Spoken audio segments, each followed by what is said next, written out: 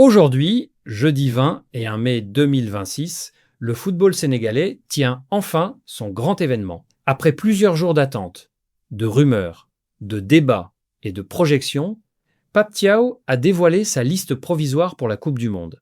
Et comme toujours au Sénégal, une liste des Lions n'est jamais une simple annonce sportive. C'est un moment national. C'est un verdict. C'est une photographie des choix du sélectionneur, mais aussi le point de départ de nouvelles discussions passionnées.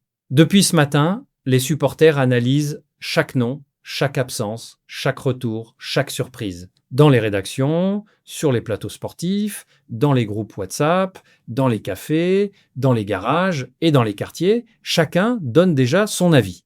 Pape Thiaw a choisi de s'appuyer sur une ossature connue, avec des cadres capables de supporter la pression d'une Coupe du Monde, mais il a aussi ouvert la porte à quelques profils jeunes, porteurs d'avenir et de fraîcheur.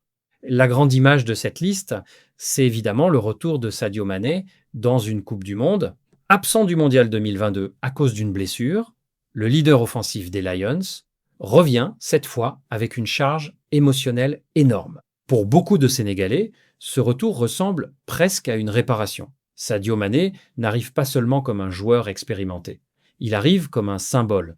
Il arrive comme celui qui a porté une génération, celui qui a offert des joies immenses au peuple sénégalais, celui qui peut être vivre sa dernière très grande aventure mondiale avec le maillot national. Autour de lui, on retrouve des noms forts, des joueurs qui connaissent déjà le poids de cette sélection, Edouard Mendy dans les buts, Kalidou Koulibaly en patron défensif, Idrissa Gana Gueye au milieu, Pape Matar Sarr dans l'entrejeu, Ismaïla Sarr, Iliman Ndiaye et Nicolas Jackson dans le secteur offensif. Cette colonne vertébrale montre clairement que Pape Thiaw n'a pas voulu casser le groupe.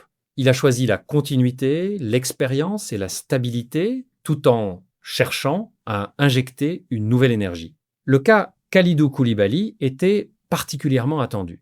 Malgré les inquiétudes autour de sa condition physique, le capitaine est bien là, et cela en dit long sur son importance. Koulibaly dans une Coupe du Monde, c'est pas seulement un défenseur central, c'est une voix dans le vestiaire, c'est un repère pour les jeunes. C'est un homme capable de parler dans les moments chauds, de calmer une équipe, de replacer un bloc, de porter le brassard quand la pression devient lourde. Sa forme physique sera surveillée de près, mais son poids symbolique reste immense. Mais toute liste porte aussi ses absences, et celle-ci n'échappe pas à la règle. Le nom qui fait déjà beaucoup parler, c'est Malang Sarr. Avant l'annonce, plusieurs tendances le plaçaient parmi les joueurs possibles. Certains observateurs pensaient que sa saison pouvait lui ouvrir la porte du groupe. Finalement, il est écarté. Et forcément, ce choix divise. Certains supporters estiment que Pape Thiaw a privilégié la stabilité et la cohésion. D'autres pensent qu'il aurait fallu récompenser sa forme du moment. C'est exactement le genre de décision qui nourrit les débats pendant plusieurs jours. Parce qu'une liste de Coupe du Monde se juge toujours à travers les convictions, mais aussi à travers les regrets. Dans cette liste, il y a aussi des signes d'avenir. La présence de jeunes profils comme Hassan Diao montre que le Sénégal ne veut pas seulement s'appuyer sur sa génération dorée, il veut aussi préparer la suite. Une Coupe du Monde peut transformer une carrière. Même sans être titulaire, un jeune joueur qui entre dans un groupe mondial découvre une autre dimension. La pression internationale, les entraînements de très haut niveau, les grands adversaires, les médias du monde entier et cette sensation unique d'appartenir à l'élite. Cette liste raconte donc une double ambition. D'un côté, Pape Thiaw veut s'appuyer sur des hommes d'expérience, capables de gérer les grands rendez-vous. De l'autre, il veut préparer l'avenir, donner de la place à des joueurs qui peuvent incarner le Sénégal de demain. C'est un équilibre difficile. Trop d'expérience peut donner une équipe lourde. Trop de jeunesse peut créer de l'instabilité. Le sélectionneur doit trouver le bon dosage, celui qui permettra aux Lions d'être solides, ambitieux et imprévisibles. Et bien sûr, impossible de parler de cette Coupe du Monde sans évoquer le groupe du Sénégal. Les Lions sont logés dans le groupe I avec la France, la Norvège et l'Irak. Le premier choc contre la France est déjà dans toutes les têtes. Il est prévu le 16 juin dans le New Jersey. Et pour les Sénégalais, ce match ne sera jamais un match comme les autres. Il réveille immédiatement le souvenir de 2002, cette victoire historique contre les Bleus en ouverture du mondial, ce jour où le Sénégal avait changé son destin footballistique devant le monde entier. 24 ans plus tard, l'histoire offre une nouvelle affiche entre le Sénégal et la France.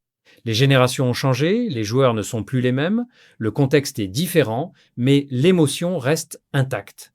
Pour les supporters, cette rencontre aura une valeur particulière. Elle sera sportive, bien sûr, mais aussi symbolique. Chaque joueur retenu dans cette liste sera donc regardé à travers cette question. Peut-il tenir face à la France? Peut-il répondre à l'intensité? Peut-il entrer dans l'histoire? La Norvège représente un autre défi. Une équipe disciplinée, physique, capable de punir sur peu d'occasions. L'Irak, lui, peut devenir le match piège par excellence. Dans une Coupe du Monde, les grandes affiches attirent la lumière, mais ce sont souvent les matchs supposés plus abordables qui deviennent les plus dangereux. Pape Thiaw devra donc construire un groupe capable de répondre à 3 types d'adversaires, 3 rythmes, 3 contextes, 3 pressions différentes, pendant que les Lions occupent toute l'attention nationale, les Lionceaux U17 continuent, eux aussi, de faire parler d'eux. Le Sénégal a terminé leader de sa poule à la CAN U17 après une victoire importante contre l'Algérie. Et maintenant, un quart de finale très attendu se profile contre le Mali. C'est une affiche magnifique, presque un classique de la formation ouest-africaine. Sénégal-Mali chez les jeunes, ce n'est jamais un simple match. Ce sont 2 écoles, 2 viviers, 2 pays habitués à produire des talents qui intéressent les recruteurs européens. Pour les Lionceaux, ce quart de finale sera un vrai test. Le Sénégal est désormais attendu dans les compétitions de jeunes.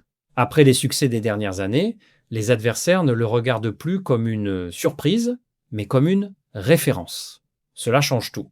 Il faut gagner avec le poids du statut, avec la pression des attentes, avec l'idée que chaque match peut confirmer ou fragiliser une réputation. À l'international, les journaux sportifs du monde continuent de raconter une période très dense. Les grandes unes parlent de Coupe du Monde, de listes, de mercato, de finales européennes, de blessures et de fin de cycle. Le football de club arrive à ses derniers grands rendez-vous pendant que le football des sélections prend progressivement le relais. C'est une période particulière où les clubs veulent terminer leur saison, mais où les joueurs pensent déjà au mondial.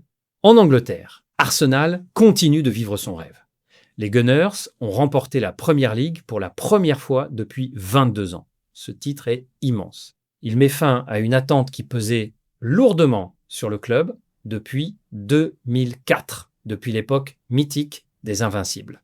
Pendant plus de 2 décennies, Arsenal a connu les promesses, les frustrations, les reconstructions, les saisons presque réussies, les critiques et les désillusions. Cette fois, Mikel Arteta et ses joueurs sont allés au bout. Ce sacre raconte une vraie transformation. Arsenal n'a pas seulement gagné avec du talent.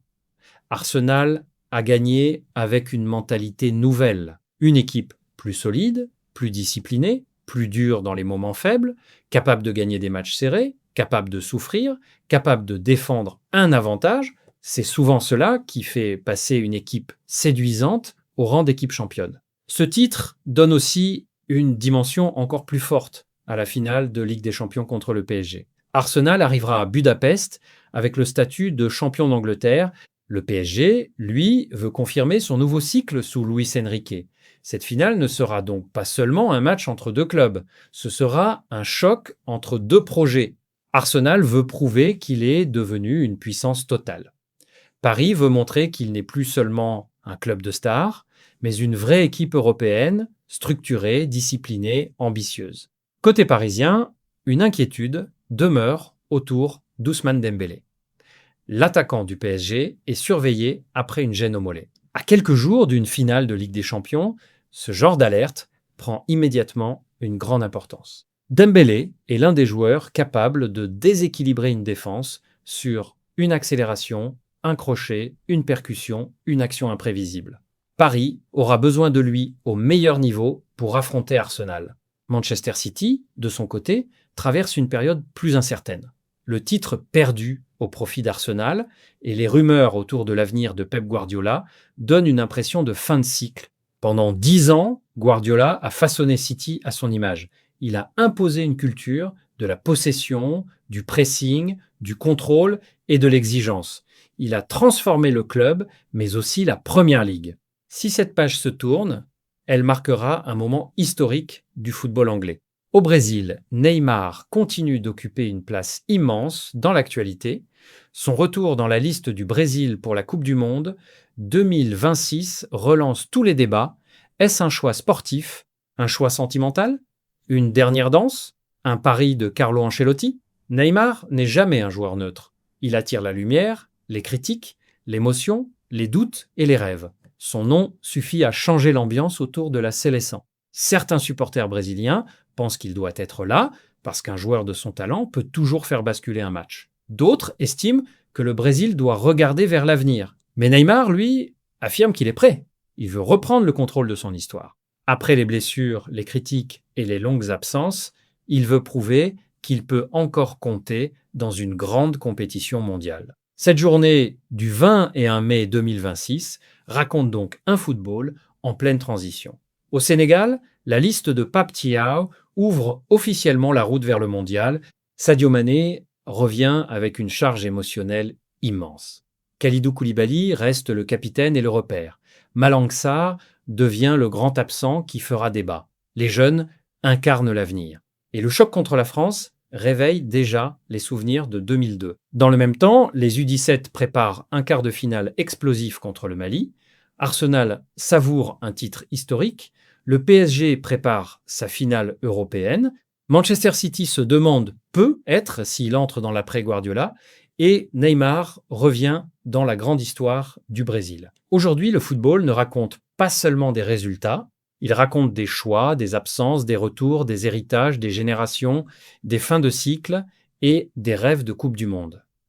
Pour le Sénégal, une nouvelle aventure commence. Et désormais, chaque nom sur cette liste porte une part de l'espoir d'un peuple qui veut croire que 2026 peut devenir une nouvelle page majeure de l'histoire des Lions.